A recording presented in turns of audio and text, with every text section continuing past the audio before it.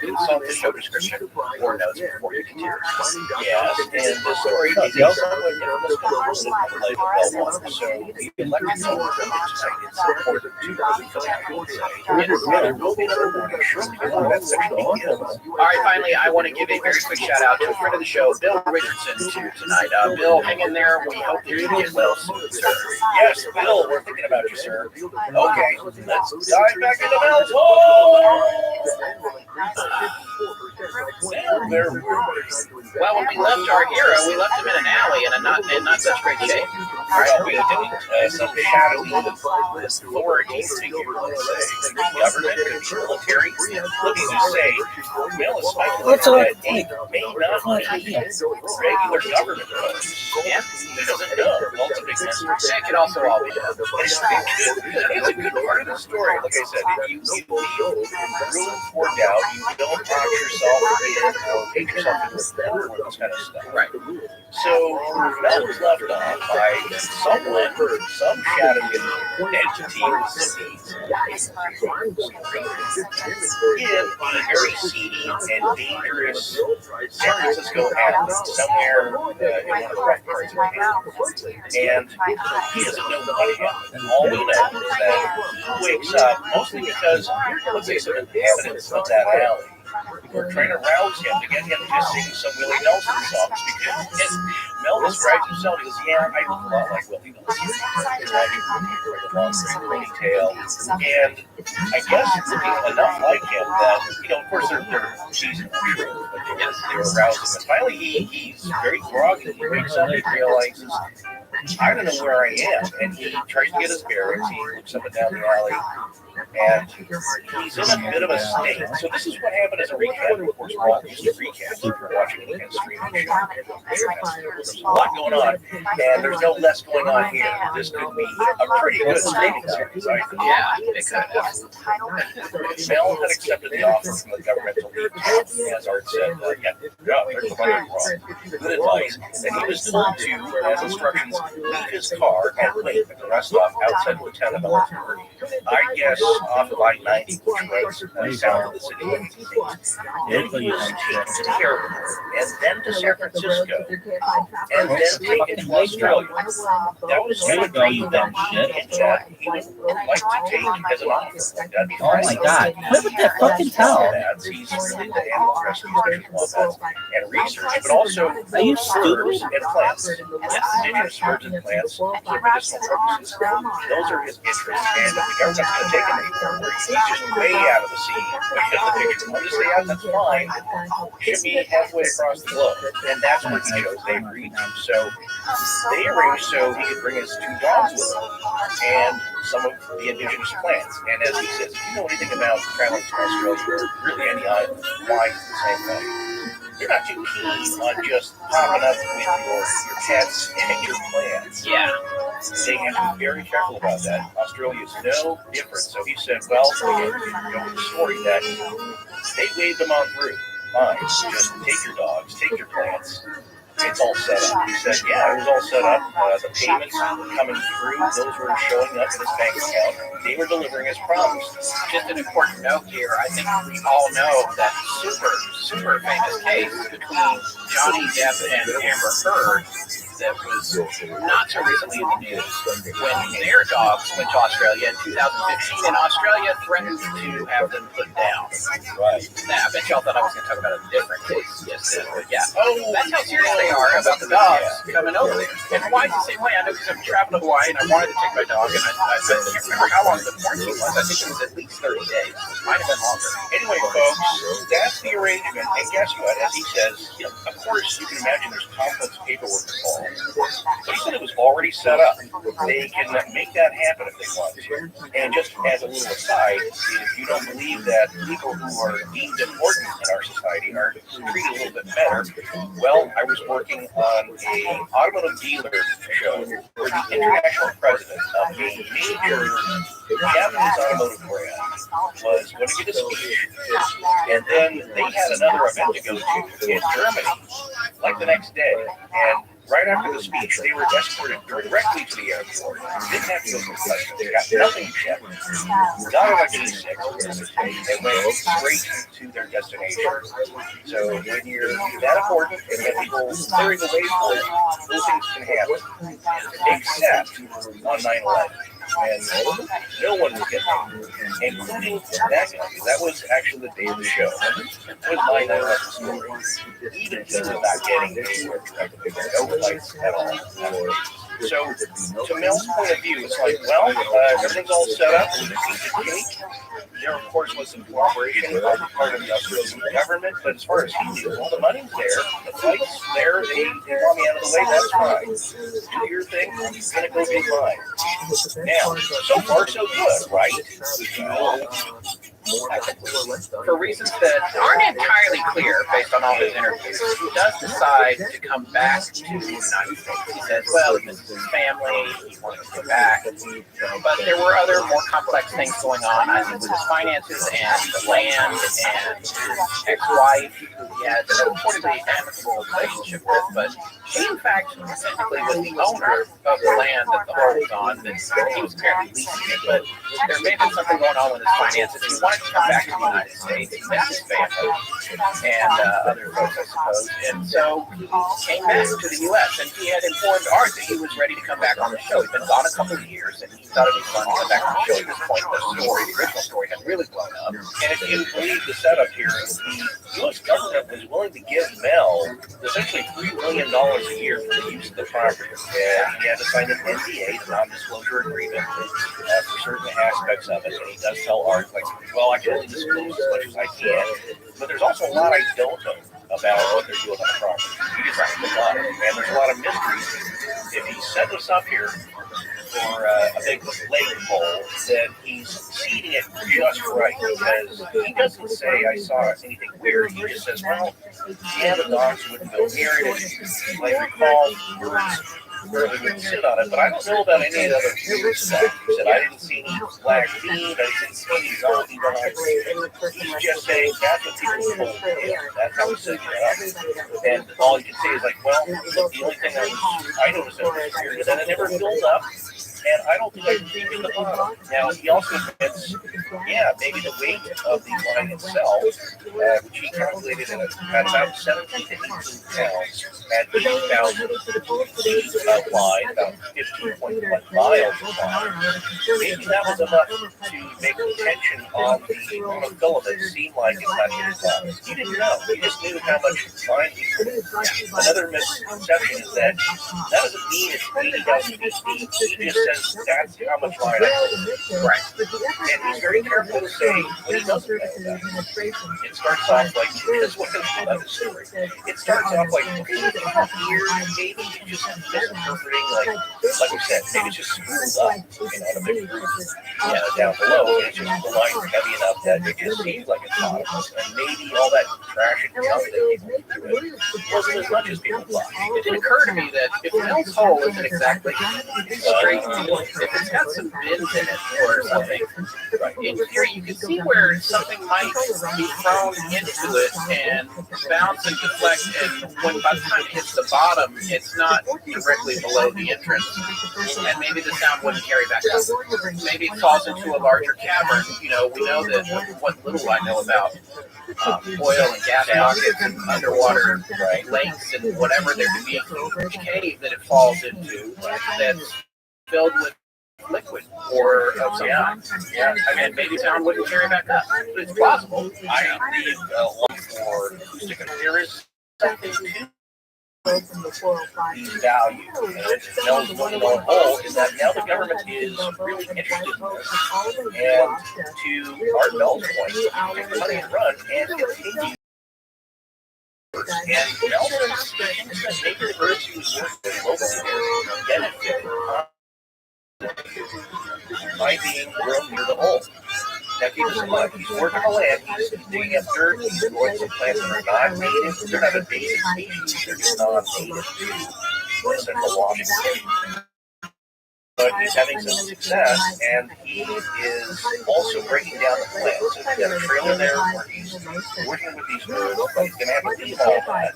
But he can continue all this in Australia and have some decent money to work with. And it sounds good to be true.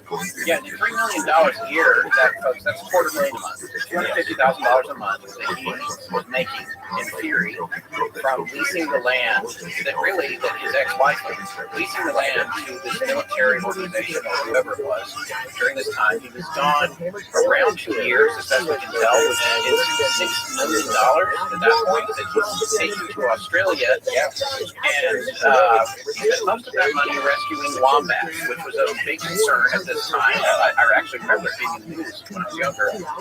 And I guess he built a large facility or contributed a lot to saving wombats. But at this point, for reasons that we'll try to elucidate as much as we can going forward, he is coming back to the States. He's called Art. He said he's going to come back on the show. Art does a little publicity, says, hey, Mel Waters, can you believe it? Mel's told he's been in Australia these past couple of years. He's coming back. He's going to be on the show on Towards the millennium. So, right. they rolled over into 2000, but the day Mel was supposed to appear on the movie, he was going to his nephew, make a connection to Mel's nephew, but he wants to protect his identity. They rent this U-Haul truck, he gets a move, and then Mel is going to return the moving bed and then take the bus back in. That's exactly right. So he's moving his nephew from Tacoma to Olympia, but the truck has to go back to Tacoma. So he takes the truck back to Tacoma, and now he's in Tacoma with having dropped off the rental truck, and he needs to get back to Olympia where he is living at this time. And for folks that didn't know, I had to look this up. For folks that didn't know, I had to look this up for you. Probably knew because you're from the region. This is about 30 miles. It's not a long way. These two towns are not very far apart. No, but you need a bus ride. Yeah, short bus ride. So there are buses that are running back and forth, just like buses that run in and out of New York all over the place. And so he gets on this bus in Tacoma, and as it's leaving, there is a fight on the bus of some kind. Not involving him. He just describes it as an altercation. But it's enough of a thing that the bus actually pulled over, and I had to look this up. It pulled over at the Fife Park and Ride. I was like, and I couldn't quite understand when I Fife, F-I-F-E, there is a park and ride, still there to this day. He said it pulled over there, and I guess they took everyone off the bus for this investigation into what exactly happened, including him. Yes, and this for me is where it starts to seem like that's well, that's the whole thing. pulled into the Highway 5 park and ride. And there's a reason to pull over to the park and ride. In that there's an altercation. Now, something interesting that Mel said, and there's a reason to pull over to the park and ride. In that there's an altercation. Now, something interesting that Mel says is that, well, maybe it's a challenge to verify this. There's other passengers on the bus. It says, like, hey, if anybody was on that bus or remembers that, you can call in. And Mel said that himself, right on the show. Right, so there's now a reason to pull over, and of course, they get met with transit authority people, local police. They escort everybody off the bus, and Mel says, well, we need to talk to you about what happened. And Mel was like, there was a kerfuffle. I'm not really involved. I need to get back to Tacoma. Yeah. And they said, don't worry about it. No problem. We have a transit bus here. You just tell us what we need to know, and then we'll take you back to Olympia. Yep, that's it. And then he woke up, as we said, in an alley in San Francisco 12 days later. 12 days after he was supposed to appear on Coast to Coast with Art. Right, Art just thought he played or something. Right. But, of course, that happened a lot with certain guests. He was a little, I think, on the fence and having fun with the story. He's like, okay, he's back, and maybe something happened, but he didn't know because there was just no callback. He thought he got ghosted. So Mel is coming out of a fog of almost a hangover of some sort, but he doesn't know from what, to hearing these probably drunk or possibly high folks standing around him in an alley trying to get him to sing On the Road Again. And that's what he woke up to. And he doesn't really know how he got there. And he's feeling around, he's checking his clothes, his ID is gone, his wallet is gone, his keys are gone, he's wearing the same clothes he moved his nephew in, and he's filthy from moving. and tired. And then he realizes while he's trying to take all this in and ascertain the situation, that on top of that, blood smell. And he says, what is that? You know that everybody knows that taste. And he realizes that all of his bad teeth are gone. His molars, just everything gone. And he has no idea what's going on. And he said, then he rolled up his sleeve. He looks down. And he can see where there was an IV in his arm, and it's got that sticky residue from where the tape was holding the IV. Yep. The band-aid I'm talking about is that there's a line with bit around that, and he can see a little puncture hole on the inside of his elbow. And his brain's pretty foggy, and then he wonders, what just happened? No identification, no wallet, no keys, no money, nothing, and no back teeth. He's also missing the custom belt buckle that he made for himself. The thing about this is, like, it's all right. So the teeth are gone. Art Bell actually makes a joke about this. He's like, your belt buckle. He's like, if you're taking somebody's teeth, that's one thing. But taking a man's belt buckle, you know, and it's true. And it was this custom one that he had made because he calls himself, and I quote, an itinerant jeweler. Yeah. And so he would make these just metal work. He used to tumble stones, and he had made this belt buckle himself. He had made like 10 of them, and he had sold them in the Ellensburg area, but this one was his, and it was gone, and he had no idea where it was or why it was gone. And once he figured out where he was, he managed to get in touch with his nephew. And he got his nephew to buy him a Greyhound ticket to pick up over at the bus station in San Francisco and bring him back to Olympia. So then I guess the question becomes, what happened? He doesn't really know what's happened. Art and him are talking. Art is like, I feel bad. I promoted the show, and he basically got kidnapped and tortured, and you don't even remember it.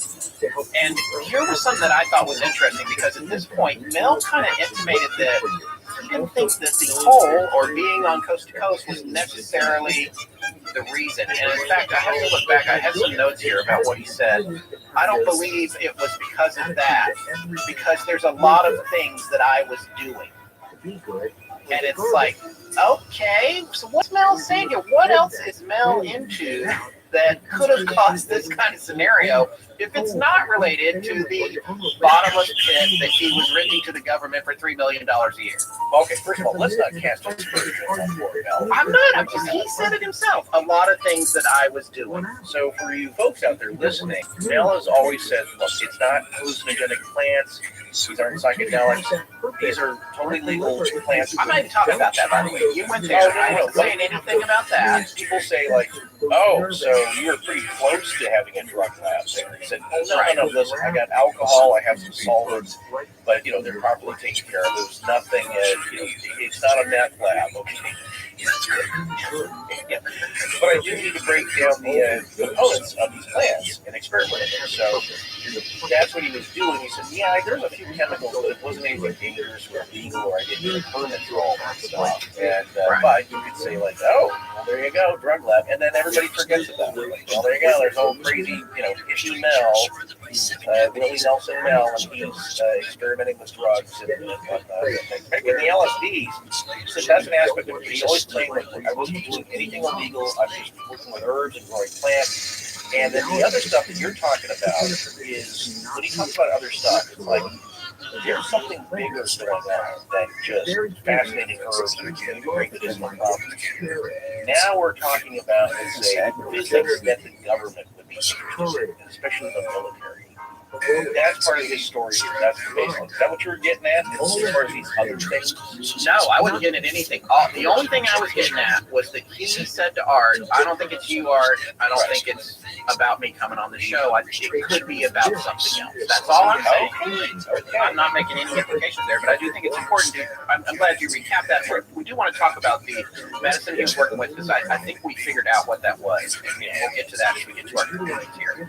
But at this point, he'd been in Australia doing that, and back. We don't even know if that was what he was up to at this point. He had just got back and was going on to talk to Art pretty close to after he came back to the U.S. So, and he didn't have access to that land anymore. So pretty close to after he came back to the U.S. So, and he didn't have access to that land anymore. So even if he was interested in those medicinal herbs and that kind of stuff, it's unlikely that at that point he had an operation on that up and running anyway. So I don't think he'd been back to the U.S. that long. Right. Now, as far as the teeth go, you start to rack the brain and like, okay, you went to talk about a fun X-Files. A lot of fans out there will remember this one, but it involved the first formation of a lone gunman. Yes. The trio there, and they run into an agent who is claiming that she's on the run. There's a tracker down. They're not sure what to believe. In fact, two of the guys think she's a government plant. How to track them. The guy who is the former FCC agent is the one who is willing to give her benefit of the they don't believe her. She comes back out of the bathroom having the area of her molars, and there's an antenna. Right. That reminds me of, yeah, within X-rays that he showed that there's something here with vision marks. And that as done, he got those X-rays. So it's one of those head scratchers, but who knows? I thought maybe there was something in the minerals in his molars that was wanted by some authority to study later. I think it's just interrogation torture, and he doesn't remember. So now you're talking Zell from Marathon Man. It's what it's like to me. They picked him up. I mean, they get the IV in him. They are numbing him. Maybe it's true serum, and they're asking him questions about what he did in Australia or whatever else. Was he in Australia? We don't know. I mean, that's the other thing. It's pretty convenient to be halfway around the planet saving wombats. And you talk about something hard to confirm. And then, and in the future, what we're going to hear is that the wombat sanctuary was torn down and disbanded. So it's like even harder to find out.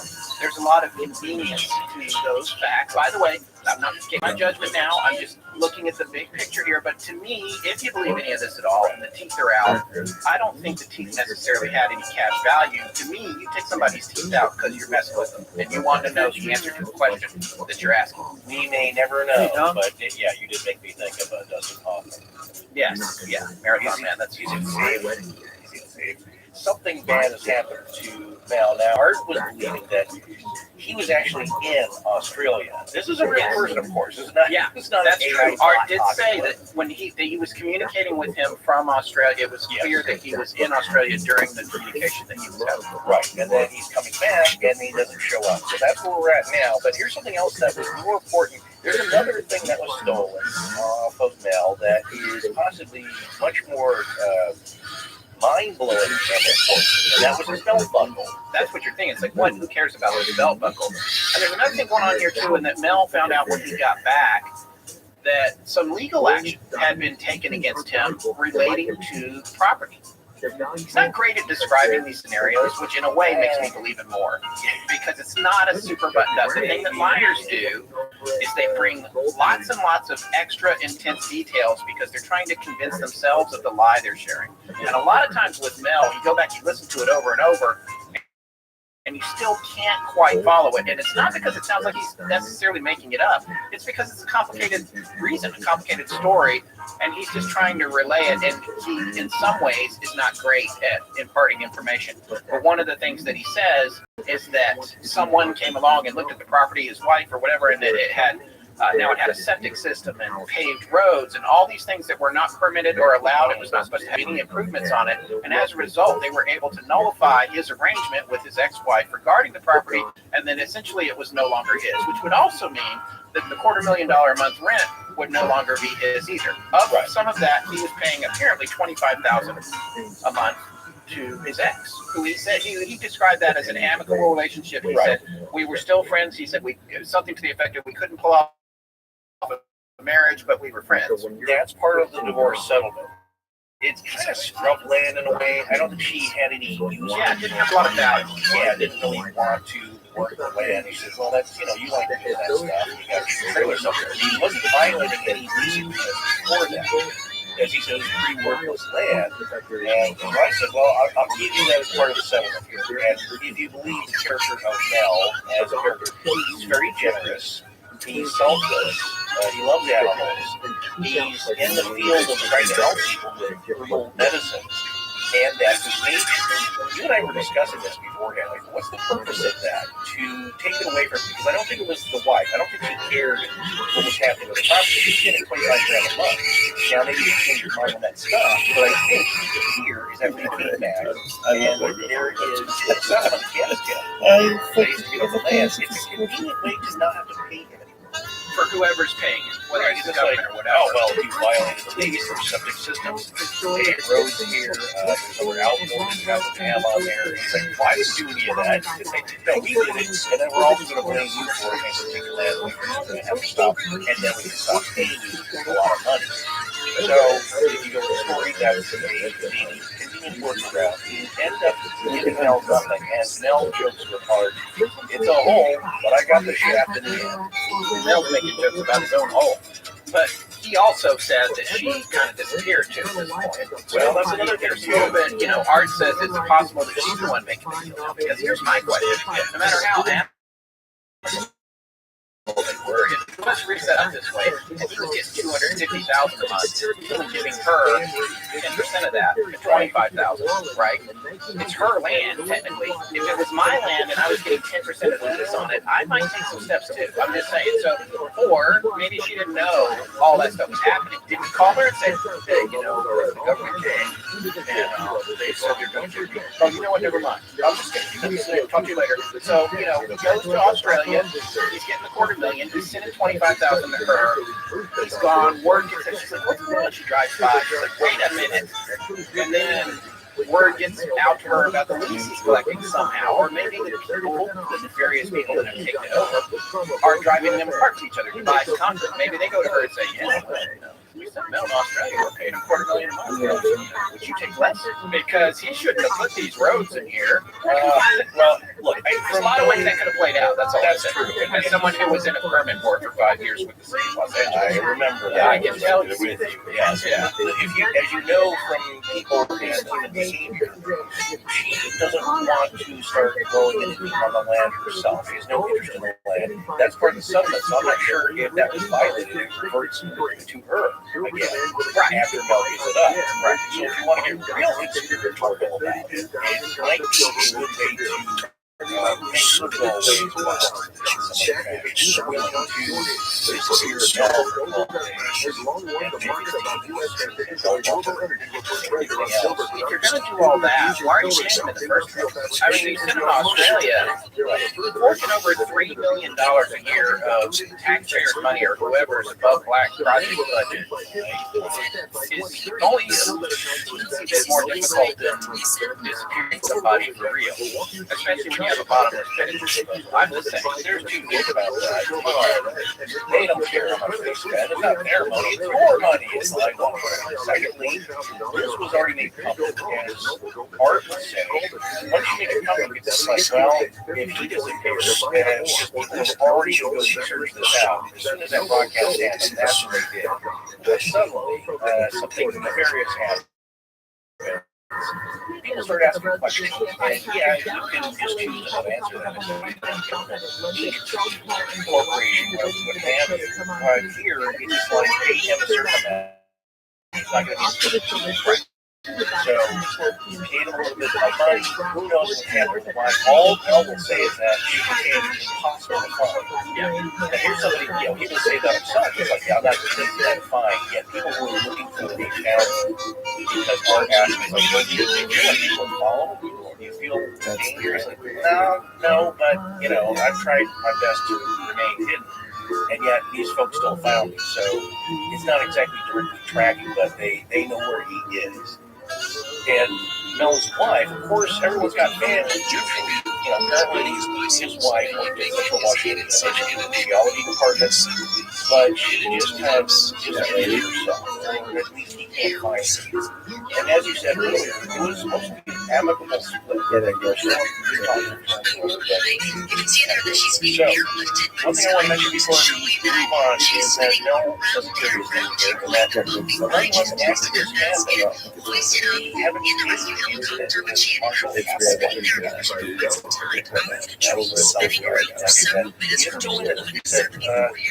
maybe there's a connection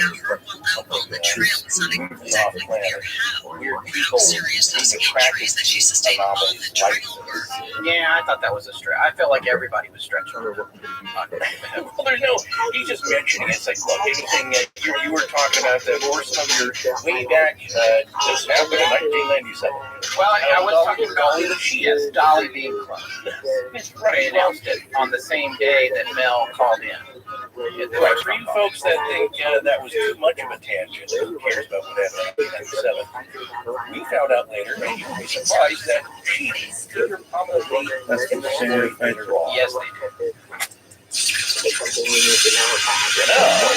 is up here in Los Angeles as it is in the world, but I've never been happier to know that I have a Simply Safe home security system in place, and the late night intruders and porcupines are not the only thing you have to worry about. Yeah, as a house inspector once told me, a home is a system, and every aspect of that system has to be maintained because one weak link in a ton of expensive damage. Oh yeah, that's a great analogy. Area in my mouth, so I'm getting the dentist recommended 2 minutes cleaning every single time I brush my teeth. I'm also one of those folks that actually likes flossing, and Quip's refillable floss tube is great because not only does it make it easy to floss, but affordable right now.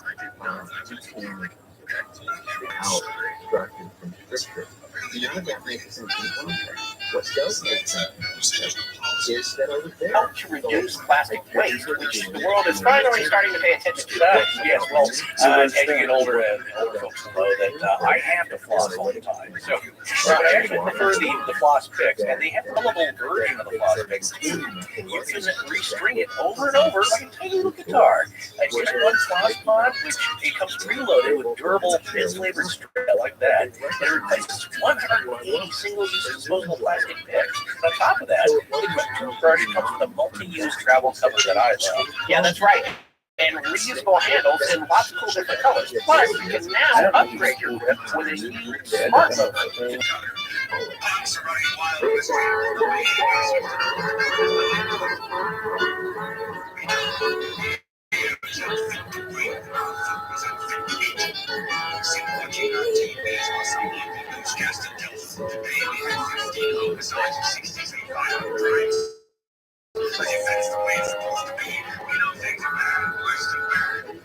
Crazy. It's like everything everywhere is going crazy, so we don't go out anymore. You see it in the house, and slowly the world we're living in is getting smaller and always is. Please, at least leave us alone. my friends, I am being joined the house with Rabbi. Just about 9 o'clock on this second day of October 2022. This overcast, cool Sunday morning with you for the next 2 hours. I'm here with you as a helpful, hopefully inspiring voice in your first guide to turning your ordinary house into something truly extraordinary. We're talking earthquake prep from home. This is KFI and KOSQ. Target gift cards and more. So as you can see, Quip is more than just an electric toothbrush. They've got everything you need to build a performance routine, and you have a toothpaste with 2 ways to floss like you expected, and even with full mouthwash that's a 4 times closet. Completed because Devin Bias had broke out following a game.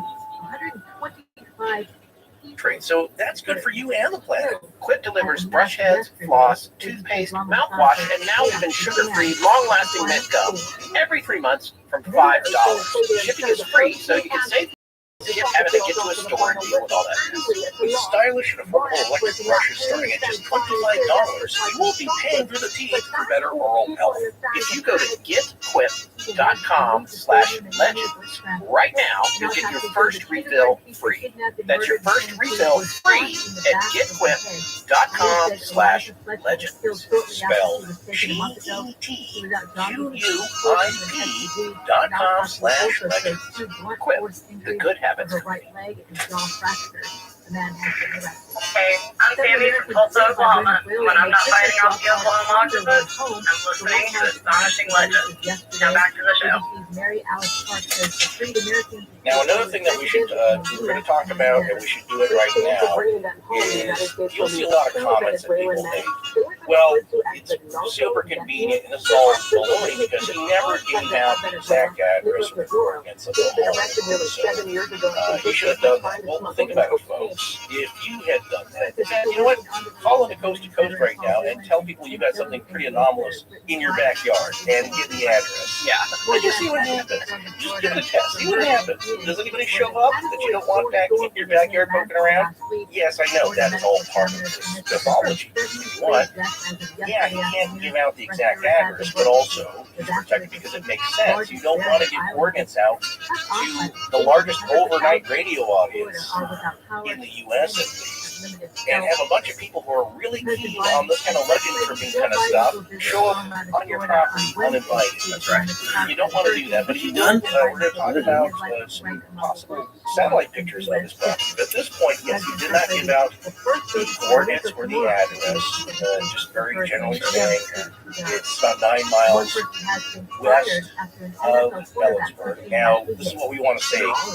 Folks, do not go there. Do not condone trying to find this place or traveling in the region or at any time trespassing on private property. You got to be careful on government property about what you do. Always check your local regulations and rules. And again, we did not send you here, so well, that's what people do. They want to go see this place themselves, or they want to go try and find it. And just think, if you're traipsing around out there, and this is an actual hole, let's just say an abandoned mine shaft, that is, yeah, it can be life-ending. You're traipsing around in unfamiliar territory, and if you don't believe it, just take a look at the folks that died looking for Forrest Finn's treasure, which was more than enough at that point. So it's dangerous. So there's always a point in some of these appearances too where Mel mentions the plant that he's dealing with, but he'll never mention it by name. I'm not really sure if that's a fear of a patent thing or whatever. We do think we know what that is. We are going to talk about it later, but he mentions how it helped with the influenza, the Spanish flu, and that it would have been a bigger help had it been more respected. So that is the primary herb that we think he is dealing with that is indigenous, I believe, to northern Nevada, but also being able to transplant it to Washington. Another thing about his latest appearance is we get a sense of his age. He mentions in this appearance that he's 68 years old, or will be turning 68 in June. That would mean that Mel was born in 1934. Another thing, and I think we made an allusion to this in part one, is the reference to that gun that he found on the property. It was a 38, a German gun that he found, Walther P38, that he found near or in the area of the hole. And one of the things he says is that, especially if he's planting, he's turning a lot of dirt over. He would collect all kinds of things on the land there, and that was one of the things that he collected. And he couldn't really understand why this World War II era gun would be there, or at least that's what he thought it was. And I don't know a lot about guns, so if the P38 was not present in World War II, don't talk to me about it. No, it was. You were correct. It was produced by the Walther Arms Company to replace the more expensive Luger. Although you watched any World War II, you've seen a Luger. You several know that from Call of Duty. If he plays the World War II version, it's a very iconic gun. So this was produced to replace that cheaper to mass produce, and also in the same 9mm caliber. So that's what he found. I think also the holster. Now this is what's unusual is that Mello was saying he did find a lot of weird stuff on his property, like little knickknacks here and there, and he didn't really think much of it. He just collected it. And apparently this gun wasn't working order because he gave it. I want you to tell the story of who he gave it to and when it did. That was kind of weird. Well, he gave it as a deposit, a security deposit on an apartment that he needed to move into. And apparently the person that had it, I'm not fully clear on this, it was either the person or the guy's son was talking about the gun, and he wanted to get it back later because he later found out that he, or at least he heard the story, that when this gun was fired, it fired and it worked and ejected a bullet, a projectile, but it didn't make any noise when you fired it. Yeah. Well, So how is that for strange? And then let's take it one step further. If you took this gun and you put it on a table or you got it near a radio, you would find that the radio would pick up strange, I guess, programming, for lack of a better word, music from another time, or reports from geographically and possibly far away areas. Right. It could be a ball game from years ago, radio program from the past,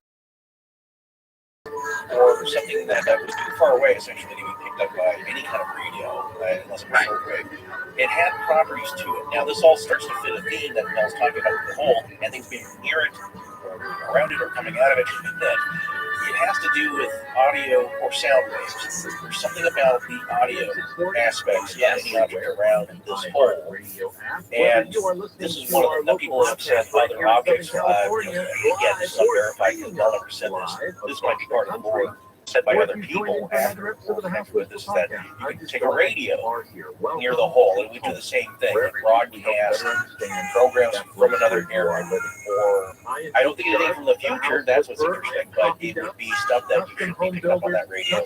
But imagine if you could just dunk a gun in there and suddenly you're silent. Well, that would be very popular with the military and criminal faction. Yeah, and what's going on with that? Is it a paranormal anomaly? In addition to, in theory, being able to put it near radios and get different stations, he actually had heard that his gentleman who had the gun could wave guns around and use that to control what signals were coming in. That's right. It's almost like a Walther P-30 Theremin. Is that you would it would change the channel. You can change channels by waving your arms. Is it some kind of interference? Or are you acting as an antenna? It's all part of the lore. So, in addition to this, he's telling another story about, if you don't know if you remember from part one, where he talked about there was a gentleman who would come and dump tires into the pit on his land.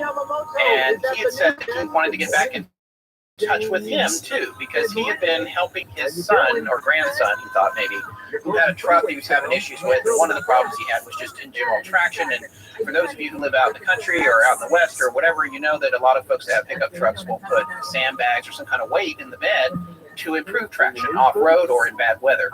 And Mel said that he gave this young man buckets full of detritus that he had picked up around his property to help with his truck having traction. But he also took some of this kind of stuff apparently with him to Australia, which I can't really figure out why he would have done that, but he said that he did. And while he was in Australia, in addition to working on wombat rescue, he was involved with ministries in the area, including the Ministry of Health. And one of the things that he was dealing with there were folks that were in hospice, and that some of them had advanced HIV.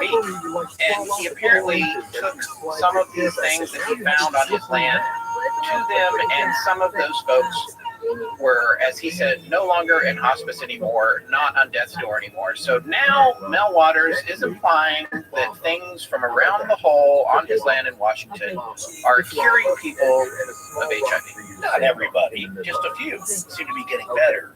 I mean, even one is an amazing thing. This is where I'm like, okay, where are we going here? So then, but this is only the beginning. It keeps getting crazier. We apologize if we've bored you so far, but hang on. It's going to get even freakier. So Art is like, why? I don't understand why you left. Why did you come back here? You had it so good. And he said, well, you know, I ran out of money and I needed to come back, and I came to find out all these things had happened, and now his belt buckle's been stolen. And he said he was surprised to come back and find out songs have been written about it, drinks are named after it. It's become this cultural phenomenon. No, you know what else happened? Pretty much essentially in the same region there, where songs were composed, drinks concocted and imbibed, is D.D. Cooper. Yes, that's right.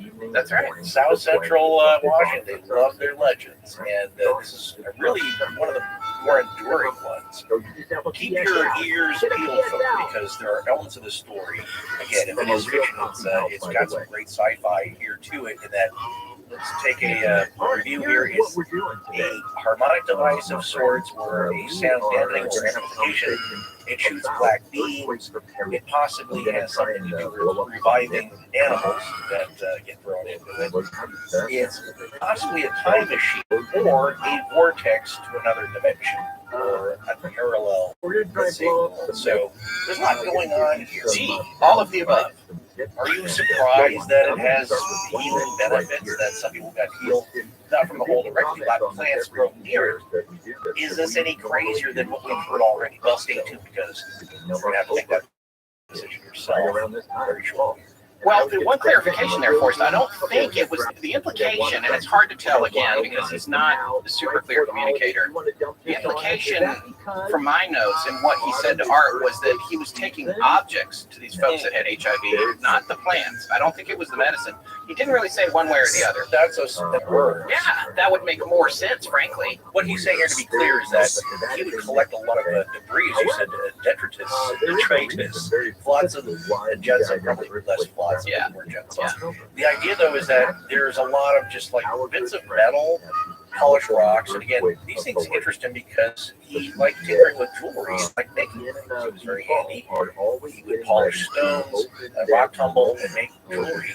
And so he was collecting stuff, but some of it he just gave to, like I said, the son of the guy at the tire company.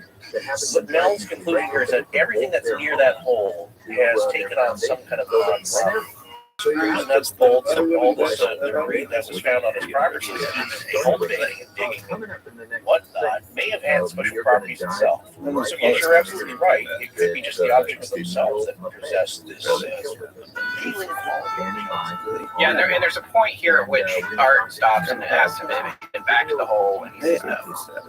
He's not apparently not interested in going back.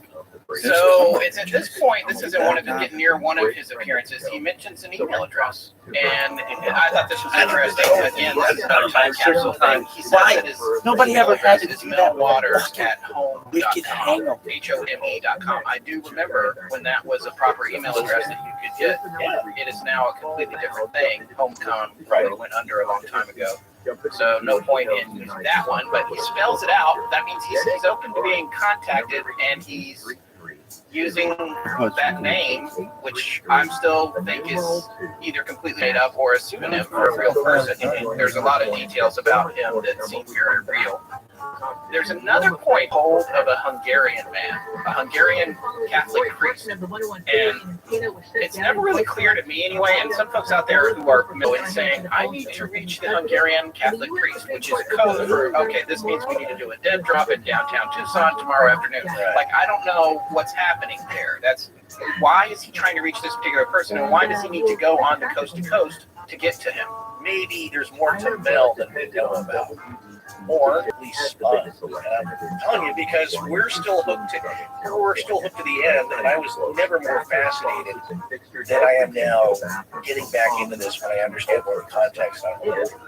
Because I did hear about this legend years ago. And it's like, well, that's pretty weird, but then you don't know what to believe until you really dive down into it and you start to dispel some of the myths, which is what's happening here in the whole story itself. And that people are claiming stuff. It's like, yeah, but you really weren't there. And the people who claim they were there, were they really? Are any of these people real? Well, the few people associated with the home are real. Now we know, of course, like I said, Mel is a real person, but why can't we find him? And if part of this is true, or he believes it is, then any one of these aspects, if it's true, makes this an outrageous sound. And all of his people that I guess worked for him were sent home. Yeah. They were sent emails, and everything was dismantled. Severance checks, and they were sent on their way. Now, keep this in mind. We'll say, first of all, look, I'm not a biologist. He's a bit of, I guess, an autodidact when it comes to learning about. And he has money now to further research, so that's his passion. He's putting it into the animal research. So he, if you believe him, is that he's not really about money. So yeah, everything is kind of closed up shop in Australia. So he goes back to Ellensburg, where he had sold the other belt buckles he had made to jewelry stores in the area. And while he was there, he found a guy who had one of his buckles. And he said, oh, you know, I want to take a look at this. He's trying to figure out why they would have taken my belt buckle. So he goes over to the guy. He's like, oh, you know, I made this. Can I take a look at it? And he said, sure. So they take it off, and he takes a look at it, and he realizes it has these 3 coins affixed to it in the metal work. There was a coin with Winston Churchill on it, another one with Stalin, and one with Franklin Roosevelt that was a dime. So what's really interesting about this is that the dime, Men in Black type or the cigarette smoking man. Why the heck are you taking my pills that hold my pants up? What's the point of that? well, he thinks back to where he got these dimes from, and what he remembers is that he found them in a little red Chinese Lucky Money envelope on the land near the hole, and there were 10 of them in there. Keep this in mind, we mentioned that in part 1, so I believe that was talked about, or he mentioned that to Art a few years ago now, Right. when he was originally telling the story about all the weird stuff he found on his property. Like, yeah, I found a red Chinese lucky envelope that Chinese folks will give to each other for good luck for years. And it's a pretty common thing. You'll see them here in LA, and they're actually fun to buy the envelopes. You can put in anything you want. That's right. He found one on his property, and it had 10 dimes in it. Right. And he gave some of them away as a gift. And he took the rest and made them into these belt buckles, one of which was probably his own that was taken from him. So now that he and this guy are looking at this one, and the guy's like, well, I should get this checked out because this is weird. So he decides that he's going to go see a coin collector, an expert, and ascertain what the deal is with the coin. The coin collector is completely slack-jawed. He's just flummoxed beyond belief. He cannot figure out what this dime is with the year 1943 and Roosevelt, and then a B on it. He has no idea what it's for. What I will tell you without knowing any backstory, this coin collector, because yes, I've read. Now, there's something else to know, want you to know. They've got a new book coming out. It's packed with illustrations. The stuff they don't want you to know book is written in the same smart. What I learned about stamps, like that 3-cent stamp with the upside down airplane. Yeah, it's like $500,000, that one. It might be one of the most expensive. For historical context. Mornings from 6 to 10 on KFI. Here, I believe. Yeah. Anything with a mistake on it that's mass produced, especially with coins or stamps or anything that's official like that, is that value. You want antiques roadshow? It's like, yes, there's 10 million of this item you have that you got out of your closet or from a thrift shop. It's not worth anything. This thing here that you got, there's only 4 left in the world. That's why it's super valuable. So in this case, a dime going to be very rare right off the bat without anything. There are special dimes that he just collected, and he never noticed before.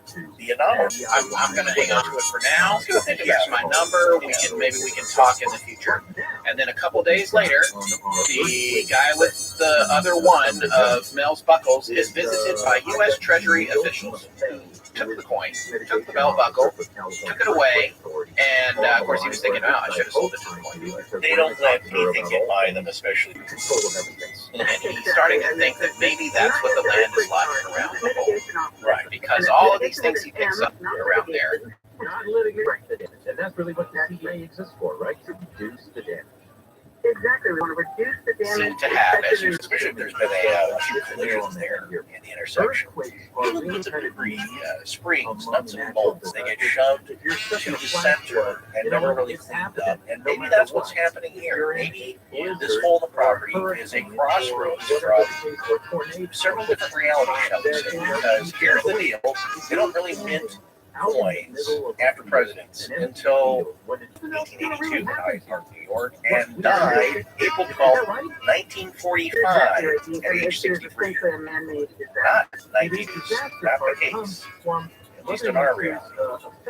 Or it's just, yeah, that just makes an external there suggesting that that's the case, but there's hours of interviews about some of these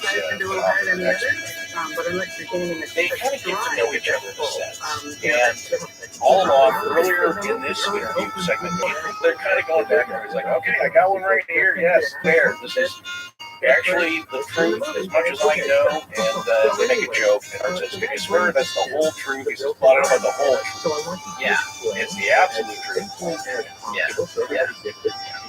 have a laugh about that. It's all very fun, but he's Arson Bella. He's saying, look, can you just give me a photo? That is how workplace baseball came He about. got a dime there, and I believe he did have one in his possession. Yeah, at that point, it's like, can we take a picture of it?